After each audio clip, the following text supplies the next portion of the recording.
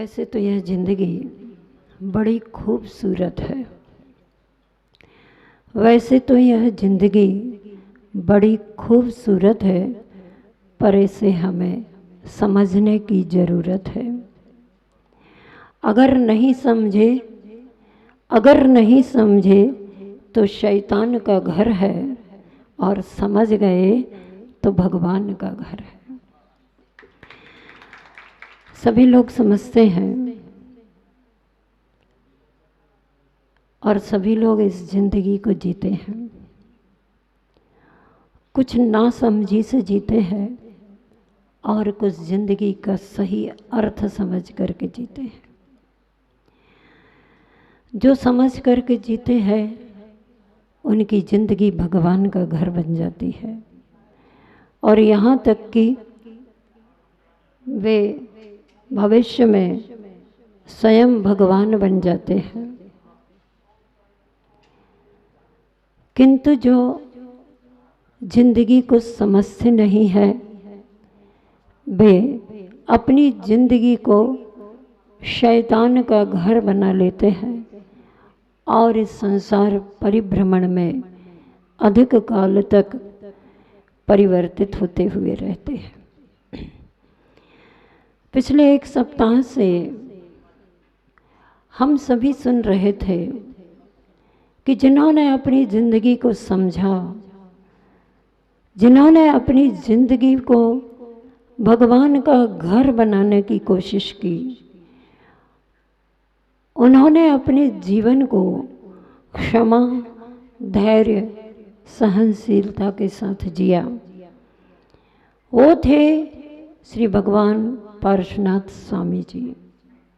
मरुभूति का जीव 10वें भाव में जो तीर्थंकर पद को प्राप्त कर गया, और वह था एक कमठ का जीव जिसने अपने जीवन में सही अर्थ नहीं समझा जिंदगी का, सही अर्थ के साथ नहीं जी पाया जिंदगी को, वैर विरोध के साथ, यहाँ तक कि अपने ही छोटे भाई के साथ वैर विरोध करता रहा, और उसका दुष्परिणाम रहा कि वह अपनी जिंदगी को भगवान का घर भी नहीं बना पाया। भगवान बनने की बात तो बहुत दूर की है। ऐसे भगवान पार्श्वनाथ स्वामी जी का, जिनके 10 भावों का परिचय अपन सभी ने सुना था।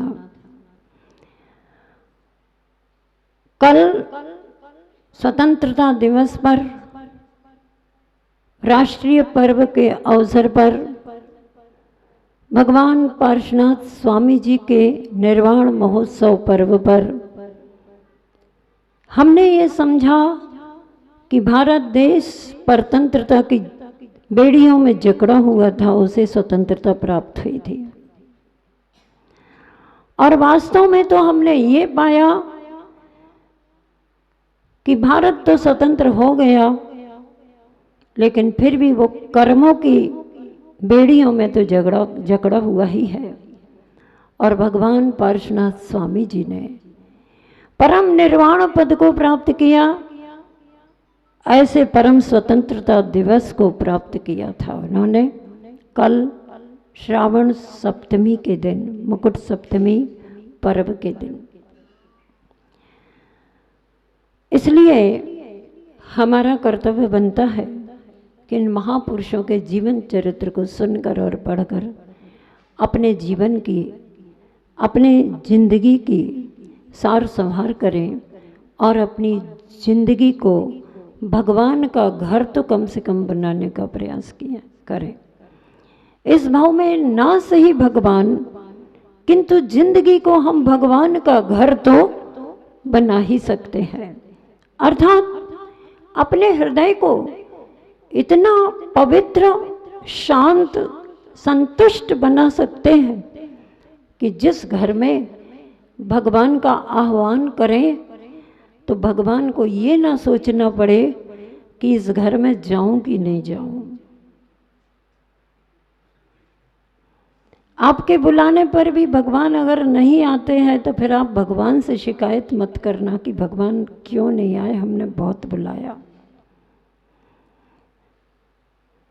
किसी ने भजन लिखा है, कुछ पंक्तियां हैं कि हमने आंगन नहीं बुहारा, हमने दिल से नहीं पुकारा, कैसे आएंगे भगवान, कैसे आएंगे भगवान। इन पंक्तियों को सुनकर मुझे लगा और आपको भी लग रहा होगा कि ऐसा क्यों, क्या हुआ, क्यों नहीं आएंगे भगवान हमारे घर में। तो पंक्ति में कहा गया कि आंगन को नहीं बुहारा, अपने दिल को साफ नहीं सुथरा नहीं किया, साफ स्वच्छ पवित्र आसन हमने विराजमान नहीं किया, इसीलिए भगवान नहीं आए। और ये समझकर भक्त कहता है भगवान के सामने दृढ़ प्रतिज्ञ होकर कि हे भगवान, अब हम अपने हृदय को, आंगन को बुहारते हैं, अपने हृदय में पवित्र उच्च आसन विराजमान करते हैं, अब तो आओगे ना। वह भक्त कहता है भगवान से कि हमने आंगन को है बुहारा, श्रद्धा भक्ति से है पुकारा, अब तो आ जाओ भगवान, अब तो आ जाओ भगवान। तो भगवान की ओर से उस भक्त को समाधान मिलता है और भगवान कहते हैं तुमने आंगन को है बुहारा, सच्चे दिल से हमें पुकारा, अब तो आएंगे भगवान, अब तो आएंगे भगवान।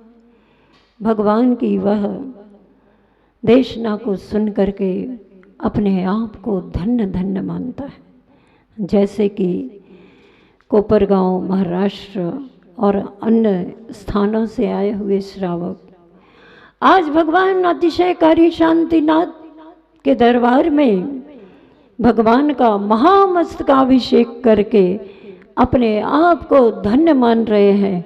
ये परम सौभाग्य था आप लोगों को कि कल भगवान के पार्श्वनाथ निर्वाण दिवस पर महामस्तकाभिषेक हुआ था। उसी क्रम में आपको ये आज चातुर्मास स्थापना कलश के निमित्त से भगवान का महामस्तकाभिषेक करने का शुभ अवसर प्राप्त हो गया। वैसे प्रतिदिन चरणाभिषेक और शांति धारा चरणों में ही होती रही थी। जैसा कि अभी बताया, कोपरगांव वालों ने भी और कमेटी ने भी, खजुराहो वालों ने भी कि माता जी ये 250 व्यक्ति भक्त मिलकर के पैदल विहार करते हुए कोपरगांव से और खजुराहो तक की यात्रा करते आए थे। गुरु जी का दर्शन प्रथम लाभ, अतिशयकारी श्री शांतिनाथ भगवान जी का द्वितीय लाभ, श्रमदान शोरूम का उद्घाटन तृतीय लाभ, समोशरण सहस्रकूट जिनालय का शिलान्यास चतुर्थ लाभ और पिछिका परिवर्तन आचार्य श्री जी के कार्यक्रम को देखने का 5वां लाभ। क्या बात है, लाभ ही लाभ। यहाँ पर लिखा है जैसे जैसे लाभ बढ़ता है वैसे वैसे लोभ बढ़ता है। लेकिन ध्यान रखना, इस पंक्ति को मात्र धन की ओर से ही मत लेना। यहाँ पर हम इसे धार्मिक कार्य के भी ओर ले सकते हैं। जैसे जैसे धार्मिक कार्य के करने में हमारे आनंद बढ़ता चला जाता है, वैसे वैसे और अधिक सत्संग और धार्मिक कार्यक्रम करने और देखने की भावना भी और अधिक बढ़ती चली जाती है।